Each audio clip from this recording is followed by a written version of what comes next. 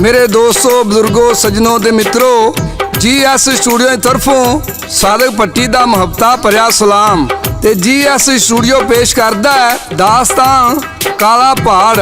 एदी फरमाइश करते ने पंज चक कलां तो बाबा बशीर ते शहर शेखपुरे तो अली रजा मुगल, जनेद मुगल, हमजा मुगल, अली शेर मुगल ते पिंड हिड़की तो लाला फीद ते रावल पिंडी तो राणा जाफर, काले वाले चीमे तो ज़कार ला चीमा, चौड़ा राजपूतां तो चौरी मोहम्मद नीफ मनेस ते नवाज पट्टी ते इन्हां दे साथी जेड़े रंगले पीड़े डाह के ताज़ा हुक्का पहा के पींदे ने ते नाले साडियां दास्तानां सुनदे ने ते नाले नाल फरमाइशां करदे ने। असीं इन्हां दा बहुत शुक्रिया अदा करने आ। हुण आउने आ अज दी दास्तान काला पहाड़ वाले। मेरे दोस्तों पुराने दौर की गल है, एक बादशाह सी ओहदे हल्ले पुत्तर होया ते मेरे दोस्तों उन्हें बड़ियां खुशियां मनाइयां ते बादशाह नजूमी सदे ते नजूमियां नूं आख्या मेरे पुत्तर दे कैसे बख्त ने ते नजूमियां ने दस्सिया बादशाह सलामत जान दी मान पाइए ते कुछ अर्ज करिए बाकी सारे काम ठीक ने, पर जदों शहजादा जवान होया ते बड़ी मुसीबत आएगी। बादशाह कहन लगा एदा कोई पा दसो। नजूमी कहन लगे बादशाह पा ते एदा है वे, जदों शहजादा जवान होएगा ये शिकार खेडेगा तिन्ना गुट्ठा ले जा सकता है, चौथी गुठ वल्ले काला पहाड़ है ओदे वल्ले ना जाए। जदों शहजादा जवान होया ते बादशाह ने उन्होंने कोल बुलाया ते की आख्या सादक भट्टी पेश करता है ते लाला जी रिकॉर्ड करते ने ते दास्तां लिखते ने शायर नज़ीर सुल्तानी। जम्मया पुत्तर बादशाह वल्ले ते उस नजूमी सदे, बैठ नजूमिया पत्तर सट्टे इल्म सितारे कड्डे, आखन लगे बादशाह बच्चा बाद मुकदरा वाला, एदे उत्ते पाए मुसीबत ओ पहाड़ जी काला। पुछन लगा बादशाह यारो एदा कोई पा। मेरे दोस्तों नजूमी बादशाह नूं कहन लगे जंगला बिच शिकार बथेरा वल पहाड़ न जावे,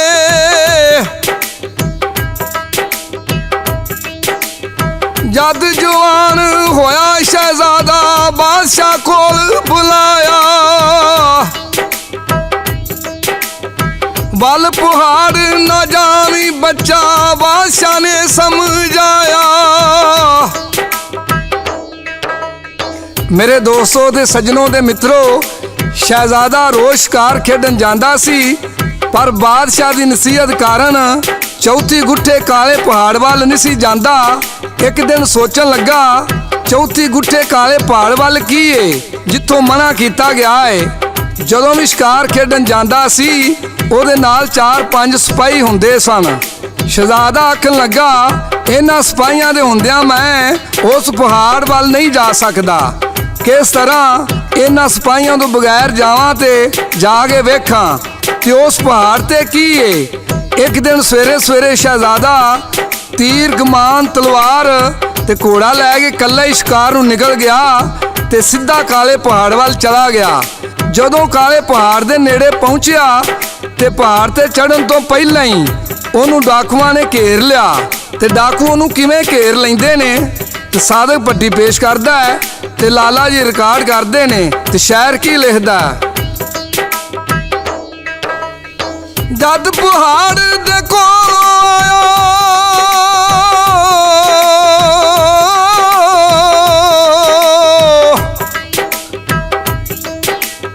जद पहाड़ दे कोल आया डाकुआं घेरा पाया, लड़िया नाल उन्हां दे डट के ओ ते नहीं घबराया। आखिर डाकुआं काबू कर लिया पोशाक तो हीरे लाए, घोड़ा ते तलवार भी खोली रस्से पाए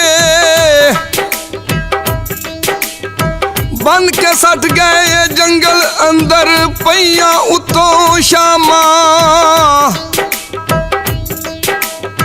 कोई ना ओथे मदद नू आया ना कोई ओथे कामा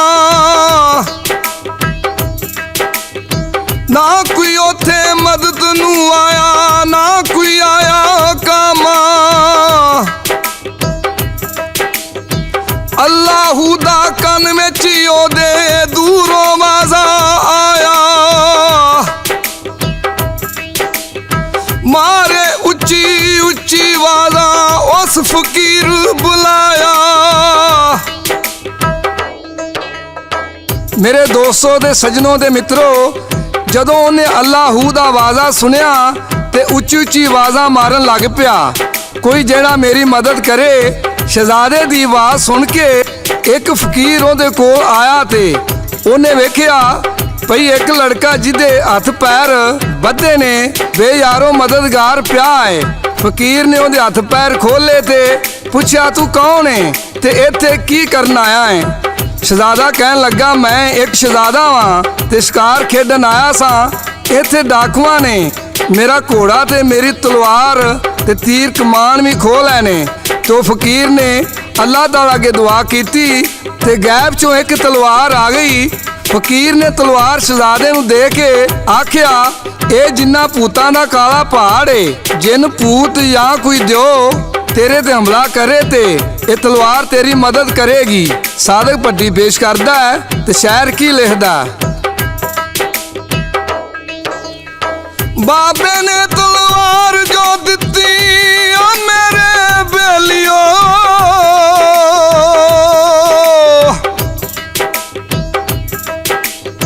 बाबे ने तलवार जो दित्ती नाले फरमाया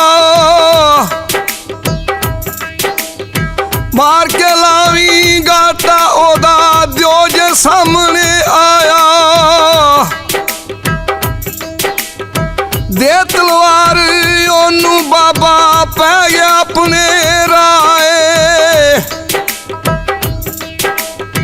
उठ के फिर शहजादा यारो वल पहाड़ दे जाए देखिया उस पहाड़ अंदर गार पैसी जांदी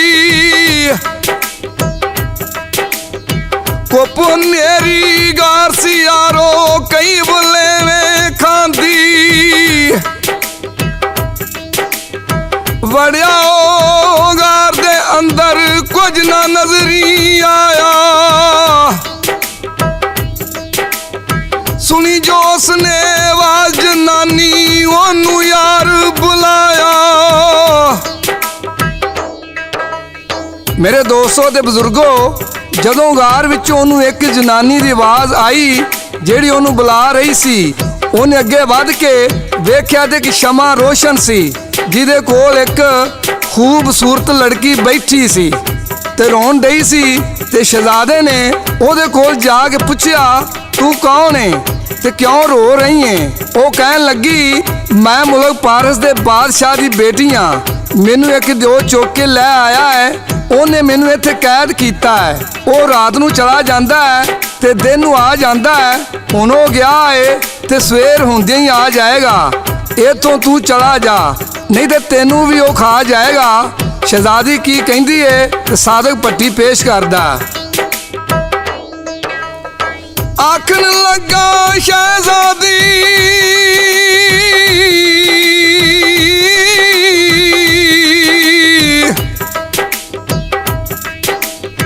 आखन लगा शहजादी जी मैं नहीं हुण इत्थों जाना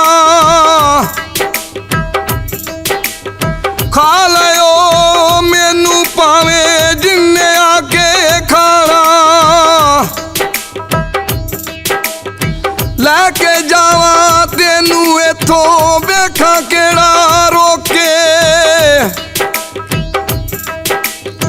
फिर शहजादा बह गया यारो गार दे ओले होके आया जो दे आदम बोदी वासी ਉਹਨੇ ਲਾਈ। ਬੈਠੀ ਬਸ ਸ਼ਹਿਜ਼ਾਦੀ ਉਹਨੂੰ ਵਈ ਉੱਥੇ ਨਜ਼ਰੀ ਆਈ। ਮੇਰੇ ਬਾਜ ਨੀ ਕੋਈ ਇੱਥੇ ਲੜਕੀ ਆਖ ਸੁਣਾਵੇ। ਮੈਂ ਆਦਮਜ਼ਾਦ ਮੈਨੂੰ ਤੂੰ ਕਿਉਂ ਨਾ ਖਾਵੇ। ਮੇਰੇ ਦੋਸਤੋ ਤੇ ਸੱਜਣੋ ਤੇ ਮਿੱਤਰੋ, ਲੜਕੀ ਕਹਿਣ ਲੱਗੀ ਮੈਂ ਹੀ ਆਦਮਜ਼ਾਦ ਹਾਂ, ਜੇ ਖਾਣਾ ਹੀ ਤੇ ਮੈਨੂੰ ਖਾ ਲੈ। ਜੋ ਕਹਿਣ ਲੱਗਾ ਮੈਂ ਤੇ ਤੇਰੇ ਨਾਲ ਸ਼ਾਦੀ ਕਰਾਂਗਾ, ਪਰ ਜਦੋਂ ਤੂੰ ਰਾਜ਼ੀ ਹੋਵੇਂਗੀ। ਇੰਨੀ ਦੇਰ ਨੂੰ ਸ਼ਹਿਜ਼ਾਦਾ ਦਿਓ ਦੇ ਪਿੱਛੇ ਆ ਕੇ ਖਲੋ ਗਿਆ। ਜਦੋਂ ਦਿਓ ਨੂੰ ਆਦਮੀ ਦੀ ਬੋ ਆਈ ਤੇ ਉਹਨੇ ਪਿੱਛਾ ਮੁੜ ਕੇ ਵੇਖਿਆ। ਇਸ ਤੋਂ ਪਹਿਲਾਂ ਕਿ ਦਿਓ ਸ਼ਹਿਜ਼ਾਦੇ ਤੇ ਹਮਲਾ ਕਰਦਾ ਤੇ ਸ਼ਹਿਜ਼ਾਦੇ ਨੇ ਤਲਵਾਰ ਮਾਰ ਕੇ ਦਿਓ ਦਾ ਸਿਰ ਲਾ ਦਿੱਤਾ ਤੇ ਸ਼ਹਿਜ਼ਾਦੀ ਨੂੰ ਨਾਲ ਲੈ ਕੇ ਉਹਦੇ ਬਾਪ ਦੇ ਮਹਿਲਾਂ ਵਿੱਚ ਚਲਾ ਗਿਆ। ਤੇ ਬਾਦਸ਼ਾਹ ਆਪਣੀ ਬੇਟੀ ਨੂੰ ਵੇਖ ਕੇ ਤੇ ਬੜਾ ਹੀ ਖੁਸ਼ ਹੋਇਆ ਤੇ ਸ਼ਹਿਜ਼ਾਦੀ ਨੇ ਆਪਣੇ ਬਾਪ ਨੂੰ ਸਾਰਾ ਕਿੱਸਾ ਸੁਣਾਇਆ ਤੇ ਆਖਿਆ ਜੇ ਇਹ ਸ਼ਹਿਜ਼ਾਦਾ ਮੈਨੂੰ ਨਾ ਬਚਾਉਂਦਾ ਤੇ ਮੈਂ ਤੁਹਾਨੂੰ ਕਦੇ ਵੀ ਨਹੀਂ ਸਾ ਮਿਲ ਸਕਦੀ। ਮੇਰੇ ਦੋਸਤੋ, ਬਾਦਸ਼ਾਹ ਸ਼ਹਿਜ਼ਾਦੀ ਦੀ ਗੱਲ ਸੁਣ ਕੇ ਤੇ ਬੜਾ ਖੁਸ਼ ਹੋਇਆ ਤੇ ਸ਼ਹਿਜ਼ਾਦੀ ਦੀ ਸ਼ਹਿਜ਼ਾਦੇ ਦੇ ਨਾਲ ਸ਼ਾਦੀ ਕਰ ਦਿੱਤੀ ਤੇ ਸ਼ਹਿਜ਼ਾਦੀ ਨੂੰ ਸ਼ਹਿਜ਼ਾਦਾ ਨਾਲ ਲੈ ਕੇ ਆਪਣੇ ਮਹਿਲਾਂ ਵਿੱਚ ਆ ਜਾਂਦਾ ਹੈ। ਮੇਰੇ ਦੋਸਤੋ, ਇਹ ਸੀ ਸਾਡੀ ਅੱਜ ਦੀ ਕਹਾਣੀ। ਤੁਹਾਨੂੰ ਕਿਵੇਂ ਦੀ ਲੱਗੀ ਆਪਣੇ ਕਮੈਂਟ ਵਿੱਚ ਜ਼ਰੂਰ ਦੱਸਿਆ ਜੇ। ਇਹਦੇ ਨਾਲ ਹੀ GS ਸਟੂਡੀਓ ਵੱਲੋਂ ਸਾਦਿਕ ਭੱਟੀ ਤੇ ਲਾਲਾ ਜੀ ਨੂੰ ਤੇ ਸ਼ਹਿਰ ਨਜ਼ੀਰ ਸੁਲਤਾਨੀ ਨੂੰ ਇਜਾਜ਼ਤ ਦਿਓ। ਰੱਬ ਰਾਖਾ, ਰੱਬ ਰਾਖਾ, ਰੱਬ ਰਾਖਾ।